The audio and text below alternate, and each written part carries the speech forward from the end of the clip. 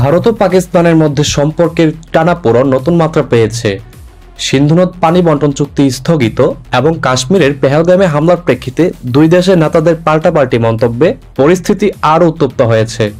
রাজনৈতিক পর্যবেক্ষকরা বলছেন, দক্ষিণ এশিয়ার ভূ রাজনীতিতে এটি নতুন করে উদ্বেগ তৈরি করছে। পাকিস্তানের পক্ষ থেকে রক্তের বন্যা, পারমাণবিক হামলার হুমকিও যেমন দেখা যাচ্ছে, তেমনি ভারতের পক্ষ থেকে ইসরায়েলের মতো প্রতিশোধের বার্তাও আসছে। সম্প্রতি পাকিস্তান পিপলস পার্টির চেয়ারম্যান বিলাওয়াল ভুট্টো সাম্প্রতিক এক জনসভায় সিন্ধু নদ নিয়ে কড়া ভাষায় মন্তব্য করেন। তিনি বলেন, আমি ভারতকে বলতে চাই, সিন্ধু আমাদের রয়েছে এবং আমাদেরই থাকবে। এই নদীতে হয় আমাদের পানি বইবে, নয়তো তাদের রক্ত বইবে। বিলাওয়াল ভুট্টোর বক্তব্যে পাকিস্তানের সাহসী প্রতিরোধের বার্তা তুলে ধরা হয়।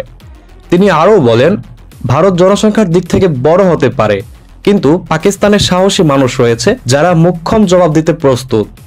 ভারতে বিলাওয়ালের এই মন্তব্যের তীব্র প্রতিক্রিয়া দেখা দিয়েছে। ভারতীয় রাজনীতিবিদরা একে উস্কানিমূলক ও দায়িত্বজ্ঞানহীন বক্তব্য হিসেবে উল্লেখ করেছেন। কিছু নেতারা পাকিস্তানের বিরুদ্ধে সামরিক প্রতিক্রিয়ারও আহ্বান জানান। একজন ভারতীয় নেতা মন্তব্য করেন, পাকিস্তানে রক্ত বইছে তাদের নিজেদের ভুলের কারণে। কখনো আল কায়েদা, কখনো আফগানিস্তানের কাছে পরাজিত হচ্ছে। আমরাও দেখিয়েছি কিভাবে প্রতিরোধ করা যায়। এখন আর আলোচনার সময় নেই, অ্যাকশনের সময়। এদিকে কাশ্মীরের পেহেলগামে সাম্প্রতিক সন্ত্রাসী হামলা পরিস্থিতিকে আরও জটিল করে তুলেছে। বিজেপি নেতা রমেশ বিধুরি এই হামলার তুলনা করেছেন ইসরায়েল গাজা সংঘাতের সাথে। তিনি বলেন, যদি হামাসের মতো হামলা হয় তবে ইসরায়েলের মতো প্রতিশোধ নেওয়া উচিত। তার বক্তব্য নিয়ে ভারতে নতুন করে বিতর্ক শুরু হয়েছে। এছাড়া পাকিস্তানের এক মন্ত্রী হানিফ আব্বাসি ভারতকে সরাসরি পরমাণু হামলার হুমকি দেন।